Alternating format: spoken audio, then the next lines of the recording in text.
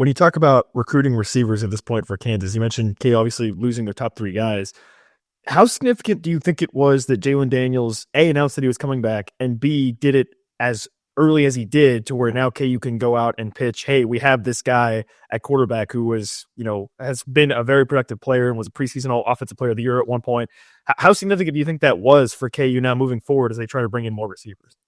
I think it's really important. That's something I talked to Cam about was the fact that, he mentioned that I wanted to go to a place with the quarterback and you can kind of continue to build something and have success. And he mentioned Jalen. And look, I think getting that done before the portal opened was very intentional. I think that was very intentional to make sure that when that portal opened on Monday, the fact that you go in and say, this is who is going to throw you passes. I think that's really important. Thanks for listening to KC Sports Network, proudly presented by Emprise Bank. If you're thinking about starting a business or know someone who is, check out Emprise Bank's SBA loans. It's always good to know your options, and they can be your partner in possible. Pay heed, all who enter. Beware this podcast. That's right. This is the Pay Heed Podcast on the Kansas City Sports Network. I'm Nick Springer. I'm here with Kevin Flaherty. We are brought to you by Emprise Bank, your partner in all things possible, member FDIC. And before we go any further, Kevin, I feel like I need to clear the air on something. If you happen to be watching this on YouTube right now, you may have noticed that we are wearing the exact same KC Sports Network jackets. I just need to get it on the record as quickly as possible to start the show that this was not a planned act by us. This was not planned. I just want to get that. I just want to clear the air on that. I just want to let everybody know this was not a planned situation. Heat rises, Nick, and I shoot this thing in my basement. So if people watch and they notice I'm generally fairly layered up, that's my reasoning for it. I don't know why you're wearing the jacket, other than the fact that it is incredibly comfortable, and we do, in fact, happily work for Kansas City Sports Network. Exactly. It's a comfortable jacket. It's comfortable. It is a little bit chilly. I live in an apartment complex on the ground floor, so I too can experience it getting a little bit colder, I think. But yeah, I just wanted to get it on the record that this was not not planned by us. So just wanted to start off with that. But yeah, this is the Paid Podcast on the Kansas City Sports Network. And we are happily going to be joined later on in the show by Michael Swain of Fog.net and 24/7 Sports to help us talk all things happening in the transfer portal. We're going to talk a little bit about that right now to start the show as well. So if you like what you're hearing, if you like what you are watching, if you are joining us on YouTube, be sure to like, subscribe, drop a comment. We are getting closer to 500 subscribers on our YouTube channel. So at Kansas Jayhawks KCSN, you can go and subscribe over there for more content. Also, be sure to check that out. If you're listening on the audio side, of course, you can always leave us a 5-star rating and review and subscribe wherever you are listening to the show as well. So thank you again for your support. Of course, around the holiday season, it's a busy time. So especially a shout out, thank you for listening now during the holidays as well. Or maybe we are your reprieve from annoying family and in-laws or whatever. So, and in which case also good, I guess good for you. Okay. Kansas has been very active in the transfer portal, Kevin. What are we? We're 10 days into the transfer portal at this point, 11 days into the transfer portal. And Kansas has almost one commitment for every day the portal's been open so far. Over that, I think, actually, with 12 total commitments so far out of the transfer portal. They've hit on a couple of key spots, key position groups that we knew they were going to need to hit on, most notably at wide receiver, at linebacker, and on the offensive line. We know also that they are far from done at this point also, which we'll talk more with Michael Swain coming up in a little bit about that. But where are you at right now with what KU has done so far in this transfer portal? Yeah, I'm not saying Swain will be chain smoking later, but don't be surprised with all that he's had to keep up with. No, the Jayhawks have been as active as anybody in the portal, and I think that when you look at the classes that have the most guys at this point, KU pops up quite a bit, and that's pretty impressive, Nick, because typically when you look at the portal and you look early on, the people who are getting a lot of people early are guys that are usually hitting on some of their top choice guys, right? Because a lot of the portal is sort of read and react what's happening. And so there's teams that are going to have big portal classes that have small portal classes right now because they miss on a guy here, they miss on a guy there, they can't get this guy to visit in time, and so it is a fast moving process. I just look literally right now, Nick. Kansas has the second most transfers in the entire country as of shooting this show right now, 10 a.m. in the morning on Thursday, behind Texas Tech. And if you followed Texas Tech at all the last few days, it feels like a buzzer is going off every few seconds saying that they added another guy. But we knew this was going to be a big class, right? You lose 30 seniors. Of course, not all those guys were scholarship guys, but still, you lose a giant chunk of your roster. You're going to have to not just replace the players going out, but replace the experience going out. And I think that's one of the things that stands out with this group, Nick, is Kansas's staff is having to balance both getting guys in who are talented that sort of elevate how this program could look moving forward, while also realizing, hey, if the ball is kicked out today, we don't have a wide receiver one. There's not that guy on the roster necessarily. At cornerback, you've got Jalen Todd, Demarius McGee, guys like that. If somebody runs a spread, there's a receiver who's not covered without the transfer portal right now. And so going out and with quarterback specifically, looking at the fact that you get a guy like Hurley from Alabama, who's a really talented guy, Jaleel Hurley may wind up being somebody that starts it at some point this year. I don't know if it's going to be right away. It may be that he, factors in the lineup later in his career, but he's a former, I think top 50 recruit that has a lot of talent that you think, hey, this is a guy that has a chance to be pretty good. They also go out and get a guy like DJ Graham, who started at Oklahoma, has that Big 12 experience. I know Oklahoma's in the SEC, but he was there when they were in the Big 12.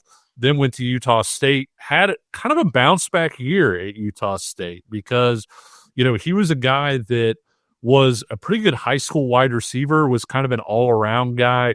I think there was some question when he was in Norman, like, hey, is he really embracing the cornerback thing coming over from wide receiver? You can see the wide receiver chops in the one-handed wide interception he had against Nebraska, but all of that is a really long way to say DJ Graham is a guy that you feel like could start potentially day one for you at a cornerback spot. And so it's kind of weighing both of those things, right? You go out and you look for a guy like DJ Graham who can start day one. You also want to find the Jaleel Hurley type guys that if things pan out, if he develops in a good way, he's a guy that might not just wind up starting for you, but could really be an impact guy down the line as well. Yeah, I mean, look, that's the fine line that this staff has to walk, right? Yep. Because you mentioned it, you lose so many players, you lose a lot of production. You definitely want to go out and fill that production as best you can out of the transfer portal, but also while being wary of the future beyond 2025, right? I think everyone really is heavily focused on 2025, as they should be. It's going to be a big year for Kansas. You're going to be playing in the new football stadium. You want to have a successful year in your first year at the new stadium, but also, looking forward, right? You don't want to go out and get 20 guys with only 1 year of eligibility remaining. You want to sprinkle in some guys that you feel like can be multi-year guys and develop over time. And that's what Kansas has done in the past. The difference is that this year it's just on a much larger scale. And I have talked about this quite a bit, actually, over the past couple of years. One of the things that's really most impressed me over time about Lance Leipold and the staff is when they diagnose an area of need, they are very aggressive about going out and trying to fix that, right? Over time. And this year, the list of needs is quite long. But Kansas, I think, to this point, has done a pretty good job of finding players that they think can fit in with those needs. And as I said, Kansas is far from done. As you mentioned, they have Cameron Pickett at wide receiver, but they're still looking at a number of different guys, right? Dean Patterson from FIU is a guy that I really like, that I would love to see in a Jayhawk uniform as well. So there's still plenty of work to be done for KU in the transfer portal to this point. But yeah, I've been really impressed over time and right now over this past week of what KU's been able to do, what Lance Leipold and the staff been able to do in terms of figuring out their top priorities while also being cognizant of, hey, look, everybody's got a price tag. Everybody's got, maybe 1 year or multiple years of eligibility remaining. Like there's I've said this before also.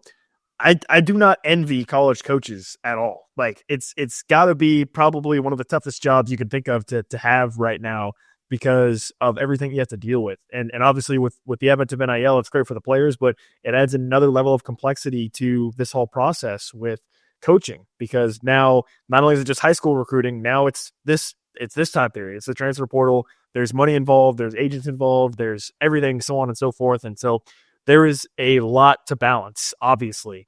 And I think I've been really impressed with what Kansas has done so far. You mentioned it about them being second in the country in commits.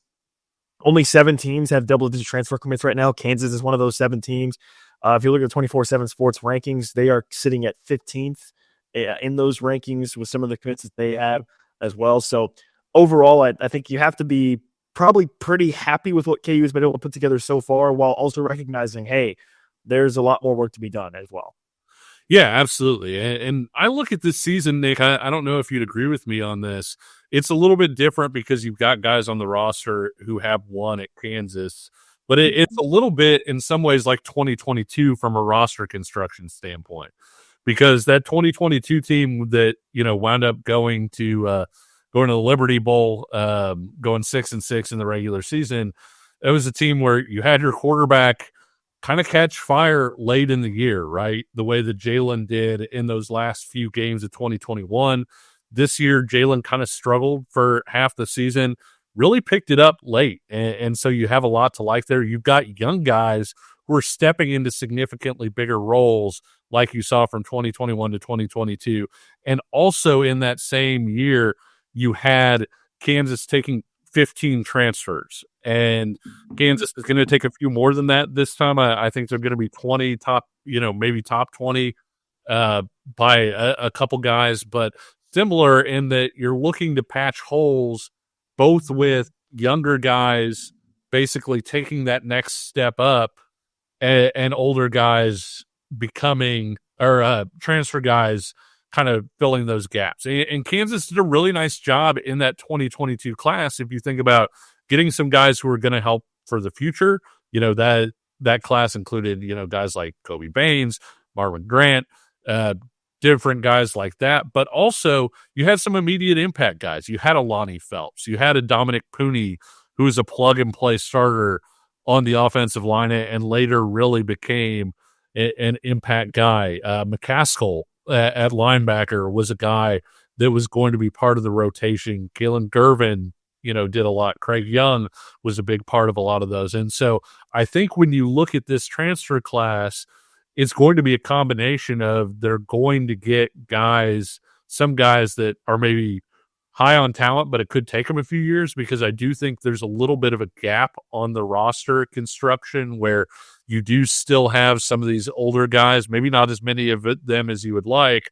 And you've got the terrific recruiting class that Kansas brought in a year ago. And even with DJ Warner leaving, there's a lot of really exciting talent in that group. And so you're looking for some guys that can either join around that class range or bridge to some of those guys at certain positions, so that you're not expecting, hey, a guy on the offensive line, he just finished redshirting this year, we're going to need him to step in and start right away. And I think Kansas has done a pretty good job so far of filling both of those. There are still some positions where they need to hit on some guys, wide receiver being one of them, where they still need to go after it.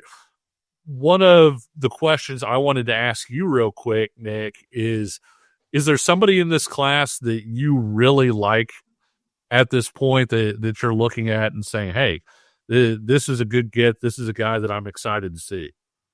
Yeah, I'm really excited for Joseph Stipp. And we'll probably talk about him with Michael Swain, I'm sure, as well, because he, to me, screams a plug-and-play, immediate starter type of player.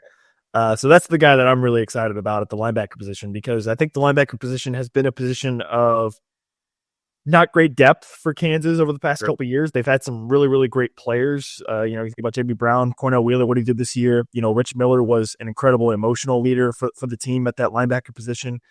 So it's a position that they definitely needed, and I really like Joseph Stipp. And also to that end, Bengali Kamara, I think, is somebody else you could look at as being somebody to be excited about. And then obviously, I mean, how could you not be excited about Jaleel Hurley from Alabama, right?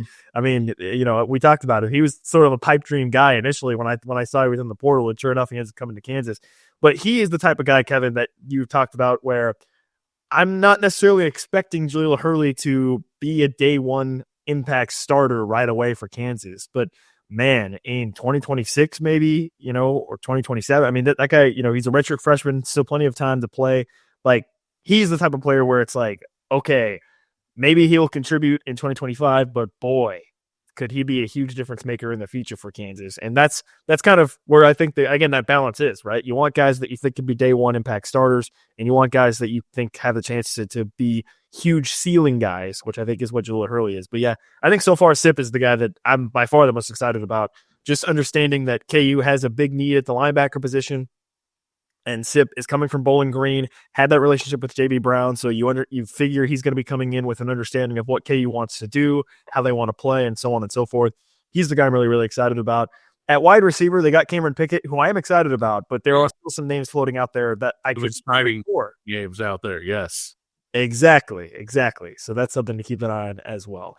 But obviously, it has been a chaotic 2 weeks at this point, or not even 2 weeks in the transfer portal. It's going to continue to be crazy. So we thought, what better way to help break down everything in the transfer portal than Mr. Michael Swain of Fog.net and 24/7 Sports. He's going to be joining us coming up on the other side of this break. Of course, we do got to tell you about Home Field Apparel, our sponsors here on the show as well.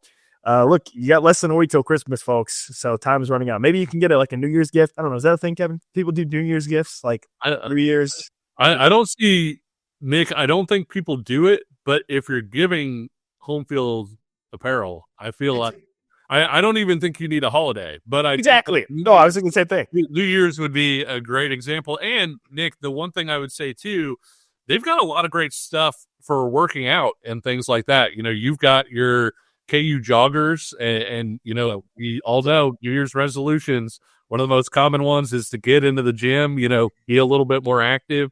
They've got gear for you to not just do that, but look good. And also, I've got a big reveal here.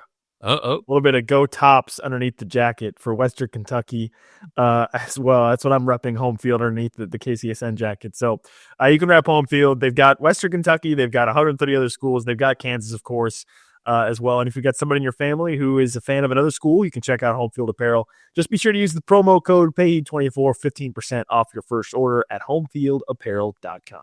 Michael Swain at 24/7 Sports and Fog.net joins us next to help break down all things KU football transfer portal. Looking for tickets for your next event? Tickets for Less is your number one source. Save big on every purchase when you use promo code KCSN at ticketsforless.com.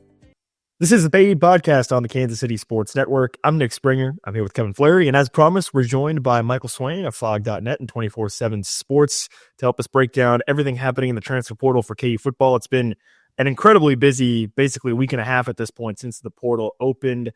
Swain, first off, I feel like I need to just check on you mentally. How are you doing with all this craziness? I'm doing all right. It's definitely the craziest I've ever seen it, both in terms of names that obviously KU's going after, but also just I think you look across the country. It seems like every day there's another high profile guy going in. The tampering stuff going on is pretty crazy. It really is a wild time, and it feels like this is very much the snowball keeps picking up year over year at the transfer portal, and this is definitely the year where the snowball has gained a lot of speed, and it's coming right at us pretty fast. Looking at a younger I was just going to say, looking at a younger version of Swain covering Iowa State, did you think you'd have to be calling agents and stuff like this for college football stuff, just a few years later in terms of, hey, I got to figure out where these 20 or 30 guys are going to college? No, I didn't. And that's definitely something that's taken some time to get used to, is the fact that you cover high school recruiting, right? It's pretty easy. You reach out to the kids, you get the phone number, you do Twitter DM, like whichever method they prefer, you roll with it, right? And there have been several times this portal cycle where you message a kid, like they follow you back real quick and you message them and they don't respond. And you're like, oh, great, I got to go find out who this kid's agent is, because clearly they were told not to answer any questions and it's going to go through the agent. So no, I did not expect that, and it's a part of the job. So it is what it is, but it's definitely different, and it took a couple of days to get used to, but now I'm with it. I know who represents who and who I got to reach out to. So it definitely gets a little bit easier. But yeah, the first couple of days I was just like, what? Really? But now it's, you're used to it now. Well, we knew KU was going to be busy in the transfer portal this cycle, considering how many players they were going to be losing off their roster this year. They've already got a whopping 12 transfers committed already. In your mind, is there a specific number or a specific number of guys that they're looking to get committed, do you think, at this point? I mean, obviously, you think they'll probably get a few more, but I don't know. How many more do you think they might be looking at this point? I think they'll break 20 by the time it's all said and done. And look, at the start of the week, I thought KU was going to have to go into the spring, right, to fill kind of all the needs to get up to that scholarship number. And based on the way this week has gone, where KU has landed a lot of the targets that they've gotten on campus, and that's probably a bigger theme if you guys want, we can talk about, is the fact that KU does a really good job of the kids they get to campus. They really do have a very high hit rate of getting those guys on board. And I think you're probably looking at it being north of 20. Like if KU's at 12 right now, like probably 21 is probably the number I'd have in my head. But the thing about it too is the portal's still open. So between now and the 28th, right, KU could have another 1, 2, 3 guys go in. You never know. And then there's also the spring portal, right, where after spring practice, right, there may be guys that go in the portal and you have to add more at the end. But for right now, like if we're talking between now and kind of the start of the spring semester, I think probably 21 is the number at least I have in my head. And, it shows that KU's done a lot so far, but also that, man, there is still some work to be done there as well. I'm interested to hear what you think about the offensive line class so far, because that was sort of an interesting group for Kansas to attack, because obviously you lose a couple starters. Logan Brown decides to announce for the NFL draft, and you've got sort of this gap between the experienced guys coming back and all the young guys that they landed in last year's recruiting class that they were pretty high on coming in. How do you feel like they've done sort of addressing those needs and filling out with guys who still have multiple years, but also maybe have some experience on the field as well? Yeah, it's really interesting what they've gone out and done, where it hasn't been like, if you go back to past transfer classes, right, you get Bryce Foster, right, a guy that started in the SEC. You get Shane Baumgartner, right, a guy that started at the D2 level. You get Kobe Baines, who's maybe a little bit closer to what we've seen this offseason, where he was a guy that hadn't really started a lot, was on the depth chart at Louisville, but hadn't got a lot of traction, right? Logan Brown had played in games at Wisconsin. Well, what you've seen this year, and I think it's a really smart and savvy way to go about building your roster, because going out and getting guys that are like Bryce Foster, who have started SEC games, those guys are going to cost you a lot of money. And in this revenue sharing era, especially when you're a school like Kansas, where your basketball program is going to command some money from the revenue sharing, you got to be very savvy with the way you're going to use your salary cap, because that's what it is at this point, right, guys? It's a salary cap.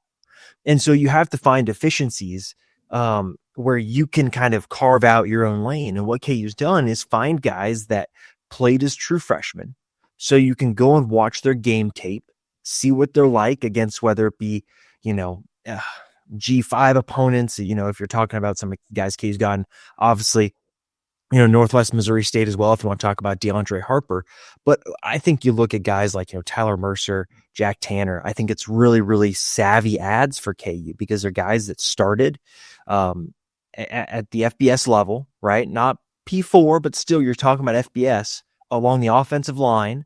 And we saw for someone like Deshaun Warner this past year, right, how hard it is to play as a true freshman along the line of scrimmage. And you see these guys, and they're going out and playing, against East Carolina. They're going out and playing some solid competition, guys that are much older, and you're able to evaluate that. And so these guys aren't going to cost as much, because they do not have, the multiple years of starting at the P4 level that other schools can maybe go out and buy.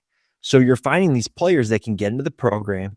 And let's say you go into August, let's say Tyler Mercer's put on another 5-10 pounds. He's gotten a lot stronger. Well, all of a sudden you're looking at him and say, well, man, here's a guard that is 3 years to play.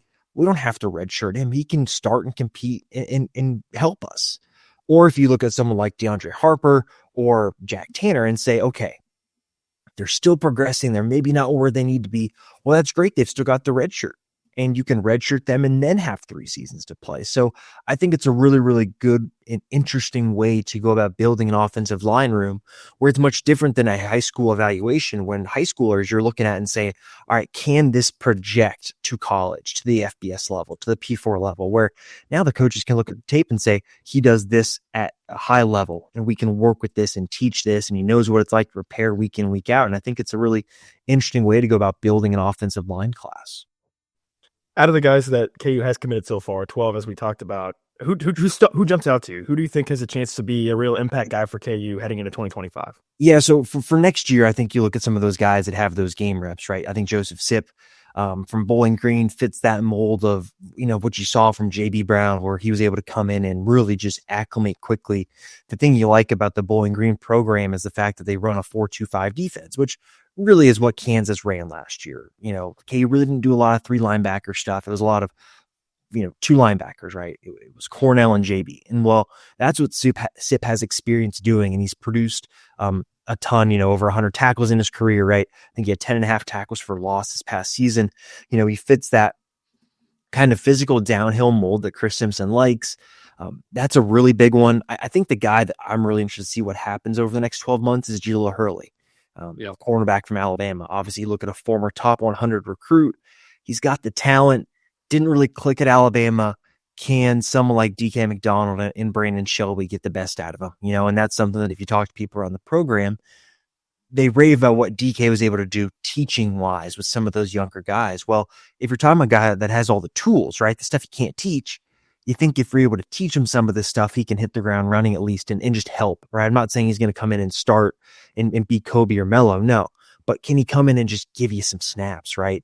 Where it took Demarius McGee some time, obviously had injuries, but it's taken him some time. Can you maybe speed it up a little bit with him? And then I think you look down, right?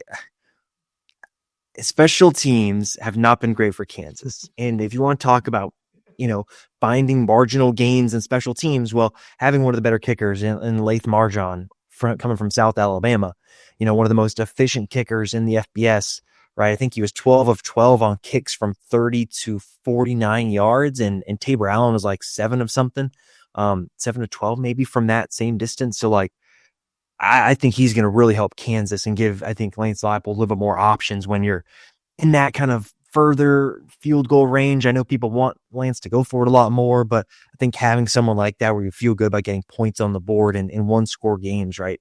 That's a pretty big weapon to have as well. Wide receiver, obviously a huge need position. You got one guy right now. Obviously, they've got a lot of other guys visiting. But how does Cam Pickett kind of fit in, do you think, to this group? Because we've talked before about maybe the one weakness that Kansas had was an after-the-catch guy, a guy that was going to catch the ball, 4 yards downfield, turn it into a 16-yard gain, maybe even a 30-yard gain. Seems like Cam Pickett could kind of fit that role as he comes into Lawrence. Yeah, I think he's probably a little bit closer to what maybe you thought Trevor Wilson would be. Maybe be where you think about him and using him in the screen game and just getting him the ball in space, and it didn't really work out. But I think Pickett's got the after catch acceleration that you look for, right? There's that. I think people, if you've been on Twitter, you've probably seen it, right? The play against Buffalo where he catches it in the flat, accelerates through 2 players and takes it 60 yards. I don't know if he's going to win 100-meter track races, but he can definitely win in 40 yards. And I think that's something that KU has severely missed, is a guy that can take it after the catch. And I think it is interesting, guys, because you think about the wide receiver position for KU, and it really has been the same guys, right? Outside, you had Kwame obviously emerged in 21, but, over the last 3 years, it's been the same guys, and it's looked kind of the same. And now thinking about the wide receiver room and being able to add some different looks to that, I think is exciting. Do I think Cam Pickett's a wide receiver 1? No. I think he's probably your 3rd wide receiver. Just my personal opinion there. I think he's maybe a slot guy, someone that maybe you use a little bit similarly to Luke Grimm out of the slot, and you go to him on some big downs. But I think he's a good addition, a good first guy to have, because he's not the type of player, I don't think at least, that someone like Patterson from FIU or Emmanuel Henderson from Alabama. I don't think those 2 guys are going to look and say, I'm not going there because of this guy. And I think he's also someone, though, that can really help you. And the fact that he's got multiple years left is really important, because that is multiple years in production is expensive. And for KU to get this guy, for, I'm not going to say for cheap, because obviously nobody's cheap right now, but I think you're not having to go out and break the bank on a player like this, I think is really great, because he's got upside. If you can really work on his route running, you can really increase his speed with Matt Gildersleeve, right? There's a lot to like here. So I think it's one of those that you factor in the multiple year aspect of, and I think it's a really, really sound addition. When you talk about recruiting receivers at this point for Kansas, you mentioned K obviously losing their top 3 guys. How significant do you think it was that Jalen Daniels, A, announced that he was coming back, and B, did it as early as he did, to where now KU can go out and pitch, hey, we have this guy at quarterback who was, has been a very productive player and was a preseason all offensive player of the year at one point. How significant do you think that was for KU now moving forward as they try to bring in more receivers? I think it's really important. That's something I talked to Cam about, was the fact that, he mentioned that I wanted to go to a place with the quarterback and you can kind of continue to build something and have success. And he mentioned Jalen. And look, I think getting that done before the portal opened was very intentional. I think that was very intentional to make sure that when that portal opened on Monday, the fact that you go in and say, this is who is going to throw you passes, I think that's really important. And I know Jalen's been active in the recruiting process with these guys. I don't know, I'm not sure if he's in meetings with them during the visit, but he's around, he talks to them, and the guys can go on tape and look at what, Jalen Daniels does when he throws the football, and they can vision themselves in the offense. And so I think it's been really important. I think it's something KU's hit on with these portal players, and it's something they're going to continue to talk about with them, is the fact that a lot of the guys they're recruiting right now are 1 year left guys. Well, guess what? You're 1 year with the quarterback you want to be with. So I think that's really important. They're doing a good job in the portal so far, but how much of this year's success do you think is going to depend on the guys currently in the program sort of taking that next step? With Matt Gildersleeve, we obviously heard a lot about Katie O'Connor's impact from a nutritional standpoint as well. The reason I ask is, you look last year, one of the biggest transfer gets was a guy like Javi Durrett. The guy who wound up impacting that defensive tackle room more was Blake Farrell, right? Taking that extra step. Do you see sort of that impacting KU's ceiling, or what do you think? I don't want to say what's more important, but I do want to ask, are there guys in the program that you think, hey, we're focused so much on the transfers right now, but these are some guys in the program that maybe could take that step forward and wind up taking a role that maybe somebody thinks, oh, a transfer is going to plug and play there? Yeah, so I think a couple things on that. First of all, I think the transfers KU are getting are floor raisers, right? I think you add Joseph Sipp Jr., you are raising the floor of what your linebacker room was before. I think about the defensive end spot, right? KU's going to go out and they're probably going to get 1 or 2 defensive ends. Are they going to be your ceiling raisers at defensive end? I don't know, because those are types of guys that are really expensive in the winter portal. In the spring portal, you can get a guy like Bai Jobe because other teams have filled up. He's a long-term project, and maybe it doesn't impact you in that first season. But I think someone like Jobe, for example, if he can have a really good offseason, he is someone that I think if you look at the depth chart at the start of the offseason, you see maybe 1 or 2 new defensive ends. You're like, okay, Dean Miller's going to start here. Maybe you got a new strong side guy who'll start there. Well, Bai's got the talent, and if Dylan Brooks can come back off his season-long injury and improve, right, you've got 2 guys there that have the talent to do it. Well, you look on offense, and I think the wide receivers are actually going to be kind of the ceiling raisers of the offense, because I think what you're going to have along the offensive line with Kobe Baines and Bryce Foster. I think Calvin Clements, right, this is the big off season for him, right? Can you go and be the left tackle? Because he's got 3 years left, and if all of a sudden you look at Calvin Clements and he's starting as left tackle as a redshirt sophomore, like, that's incredibly encouraging. And all of a sudden you're thinking, is this going to be a 2-year start at offensive tackle because he goes to the NFL early? And so I think for KU, this is a big off season in terms of just development. It's now the time when those high school recruits that Lance Leipold has gotten, those guys kind of have to start showing up. And you've seen a little bit of it with Taylor Davis at safety, Blake Harrell at defensive tackle, but you need more. You need Jaden Ham to step up. You need any number of these young cornerbacks outside of Jalen Todd to step up, right? You can look up and down the roster right now and say, this is the big offseason. This is kind of that time when those guys go from being redshirt freshmen to redshirt sophomores, when they've been in the program now approaching 3 years. Those guys have to start to show those signs so they can go on and play at Kansas, or else they're probably not going to ever play, because you're at the point where those guys, if they're not showing it, KU's going to go and recruit guys in the portal, and some of those younger guys are going to show it at some point in time. And so for KU this offseason, I think a lot of the ceiling of next year's team is going to be determined by some of those guys that are already in the program. And I think it's going to come down to how much they can improve and how much they can kind of take grasp of what's ahead of them. You talked about the D-line there a little bit, which I'm very curious about in terms of what KU is going to do going forward. One name that KU fans should be familiar with that has circled back is Gage Keys. What do you make of that? Is that something that you think you may see more just across college football generally of guys coming back, or do you think that speaks more about KU's program and that a guy left and then decided to come back? What do you kind of make of that, I guess, re-recruitment, for lack of a better term? Yeah, it is a re-recruitment. It's a different type of re-recruitment, right? You see a lot of times where, guys sign somewhere at a high school and they go in the portal once and then they're recruited by an old staff. I think it's something that is first of all, it's probably a cautionary tale, right? If you are enjoying your life at the place you are at, is money worth it to go and change that and risk that? And obviously I think things went poorly for Gage at Auburn.